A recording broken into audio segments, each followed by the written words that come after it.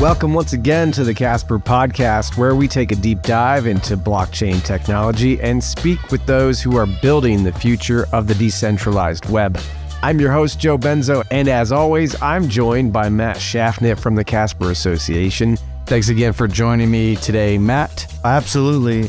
Today, we're joined by Michael Steuer. Michael is a true Web3 pioneer and visionary that's been in the tech space since the early days of the web. Michael has over 2 decades of experience in digital content, entertainment, interactive applications, and gaming. Today, he's the Chief Technology Officer at Make, the company behind the Casper Wallet, among a suite of other decentralized applications on top of Casper. Michael, thanks a lot for joining us today on the Casper podcast. Maybe if you can give the listeners just a quick background on who you are, what is Make, and your path to Casper. So I've been on the forefront of successive generations of technology, or what we call the web, whether it's 1, 2, or 3, for about 25, somewhere between 25 and 30 years.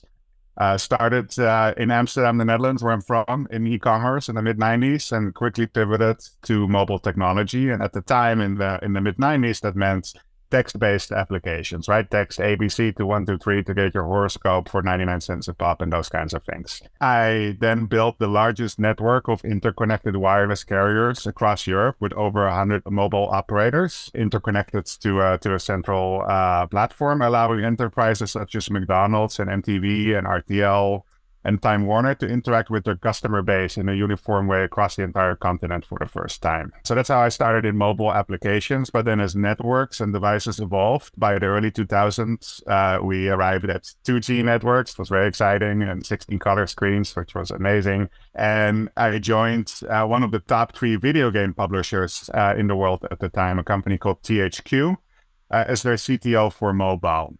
And in a joint venture with Siemens Mobile, THQ developed the first Java virtual machine for mobile devices and put the first downloadable mobile games on a cell phone. So I was really there for kicking off the mobile gaming industry and what later became the multi-trillion-dollar app economy. And then for the next 20 years, I continued to be involved in a lot of firsts across multiple industries and technologies, very much so in mobile and gaming. But let me fast forward to my involvement in blockchain. In about 2012, I was the CTO of a social and mobile gaming company in Santa Monica called Playcino. I had co-founded that several years earlier with a number of other entrepreneurs and investors. Our office sort of became the epicenter of the West Coast crypto world, and projects like Tether were literally founded in our meeting room. So I got involved in some of these projects as an advisor or investor early on, but I didn't really dive in full time until much later, when around 2017 or 2018, we sold Playcino, and my business partner, Alex Kelly, and I founded Make. This is at the height of the 2017 and 2018 ICO boom, where everyone is saying blockchain is going to take over everything. In a couple of years, there won't be any banks anymore. Your mortgage company is going to get replaced by a blockchain, and next month you'll be able to track your breakfast cereal from your table all the way back to the seeds of the corn it grew from. You have to understand that I've always been a pragmatist. So we co-founded Casper Labs in 2018 to become a realistic blockchain partner to enterprises. We ended up writing a product specification that was focused on a pragmatic approach to enterprise adoption, one where blockchain comes in to augment an enterprise's existing stack in order to do what it is really uniquely good at: provides trustless verification and consensus, while leaving everything else to the components that are better suited for it.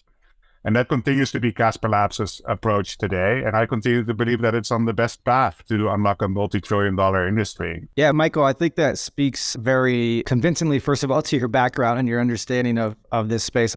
Where does your thought process go in terms of multi-chain ecosystems, the unique advantages, or your commitment to open sourcing code for Casper, for example, and where do you see things going as a pragmatist in this space that others are overlooking? At Make, and I know at Casper broadly as well, we're big believers in open source. Make is probably one of the top, if not the top, contributor of open source code in the Casper ecosystem, next to obviously Casper Labs. In the last 2 to 3 years, we have open sourced somewhere between 20 and 30 projects for Casper. What is the value of open source to you? Can you just expand on that, the importance of why open source, first of all? Sure. So I was first exposed to open source myself in the late 90s when I became a very, very small contributor to a project called Curl. I saw the power of people from all over the world contributing their time, their effort, their knowledge, and working for a common good and a common outcome. But in the crypto space, Casper, I know, has taken a sort of maximally open approach to development and open sourcing of its code, as well as its governance, right? It's completely permissionless. Anybody can start up a validator. It's not some council that gets to decide who runs the network. The network is run by the community. And that's a commitment that I believe it has made in perpetuity. That is something that we can all take collective ownership of and collective pride in and work for common good on together. Wow, that's a really great point, Michael. And I think that we are taking the right steps in that. And it's definitely a transitional, evolving process. You know, one thing that you said at the beginning about e-commerce was like, okay, you've gone through several iterations. So the first part of the question is, how is that relative to where we are in blockchain as we go across that maturity curve? So that's part one. Part two, as you look at that evolution, and you struck it on the head when you said, Casper is uncompromisingly permissionless.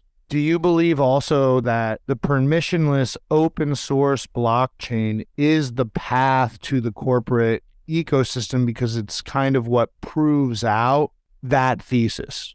Obviously, blockchain as a technology is still very much in the process of finding its mass adoption, right? The market for blockchain-enabled applications is probably measured in the hundreds of millions, not in the billions yet. So how do we get to true mass adoption? So I think there are two paths to that. One is clearly through enterprise, right? Onboarding, for example, a single wireless carrier with 100 million subscribers will open more wallets than almost any other project to date in our industry.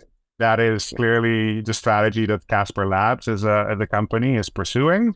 And then there is mass adoption on sort of a product and consumer front. And I think there's a lot that we've learned over the last 25 plus years, whether it's e-commerce or the whole evolution of mobile gaming. And there's a lot that happened between then and now. So I very much believe that intuitive and user-friendly user experience is extremely important. The tech that you're looking for mass adoption for, it has to be easier to use than the tech that it's trying to supersede, or else it will fail. An example is iPhone became dominant. They weren't the first smartphones, right? We had Symbian OS before them, Palm OS, BlackBerry OS. They all failed because of basically poor user experience. Then I think it's very important that you have a way of ensuring repeat engagement. Everybody uses email and instant messaging and social because it keeps pulling you back in. It's way too easy to try a crypto project and never come back. This is how wallets end up on landfills, right? People don't remember they interacted with something and it's a one and done experience. And we are introducing at Make a number of tools to enable this for developers, including things like in-app notifications that any dApp developer can leverage going forward. Michael, are you referring to also the features that are just recently launched in Casper Wallet? What are some of the biggest features that surprised you from a UX standpoint or from, a feature request that was needed that's now going to be implemented or that is implemented now into the Casper Wallet? So we ran a successful open beta with about 10,000 participants. We got a lot of feedback, so much so that we had to use an AI tool in order to process it because it was just too much to process. From a UI UX perspective, we're very happy with what we delivered because the feedback was pretty much universally positive, as in it's a breeze to use, it's fast, it's snappy, it looks great, feels better than a lot of the other products out there. So that was fantastic. From a feature request perspective, it was more or less in line with what we are expecting. So that's things like native NFT and ERC20 functionality in the wallet, native transfers, mobile client, very big, that's in development. Ledger integration is also a much asked request. And then integration with other parties such as swaps and on-ramps. And we're excited about launching CSPR.name later this year as well. So Casper Name Service that will be supported by not only Casper Wallet and Casper Live, but essentially many of the tools and wallets and platforms in our ecosystem that are also using our CSPR.clouds. So Michael, like a lot of these network effects that it sounds like you're giving the opportunity to be built in, how do you feel that, for example, NFTs may play a role? Because I noticed there are some NFT capabilities, at least, looking at your NFT collectors can see that directly in the wallet. That's not something super typical right now with a lot of wallets, but like, what are your thoughts on, NFTs as opposed to just crypto? So NFTs are interesting. So I see the gaming industry as an obvious area where NFTs will become more and more important. The gaming industry leads the charge with the real adoption of new technologies. I think we'll soon see less and less of the monkey pictures and more applications of true ownership of digital assets that have an actual real world value. It's funny, those monkey pictures are actually driving a lot of the gamer adoption into the space as kind of the core asset in order to be participating in the larger gaming ecosystem that you're, describing. I really think we haven't scratched the surface on the gaming industry and the gaming opportunity in blockchain yet, right? Last few years was really, again, I don't want to offend anybody, but it was a bunch of crypto bros trying to put a gaming front on a crypto project. And it wasn't the gaming industry trying to find a true application of blockchain in sort of game native projects. And I think that's what we're starting to see. I couldn't have said it better. As the industry goes from tech to product, and you've seen that multiple times in your career, I'm sure, and what you were basically describing was an out-of-the-box solution that addresses some of the interoperability issues, some of the normal just pains that the average user would feel. And that's where I believe personally that we're at that inflection point.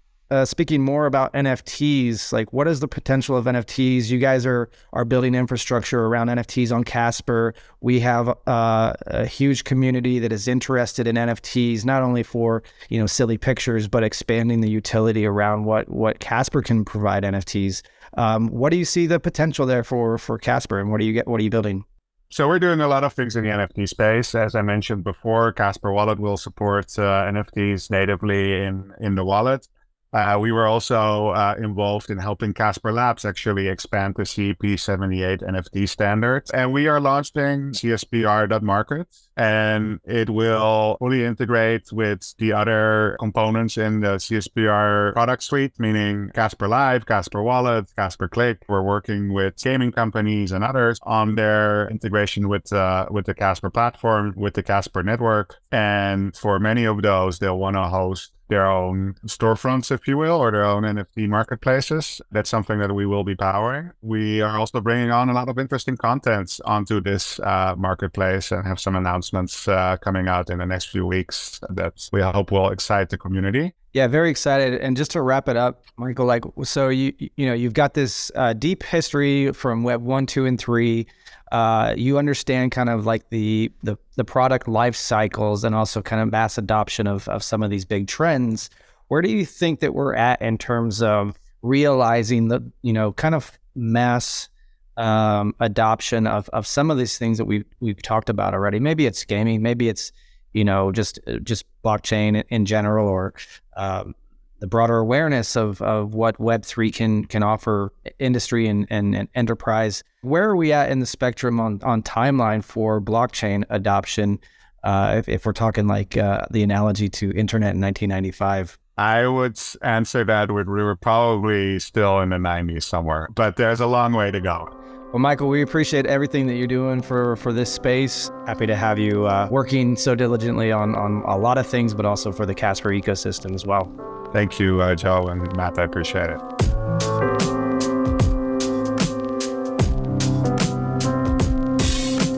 Wow, that was a great episode, Joe. What do you think? I mean, Michael Steuer, he's got a rich history, in technology and at the forefront of a lot of emerging technologies over the past 20, 30 years, as he mentioned. And it's great to have somebody like him building out the Casper ecosystem.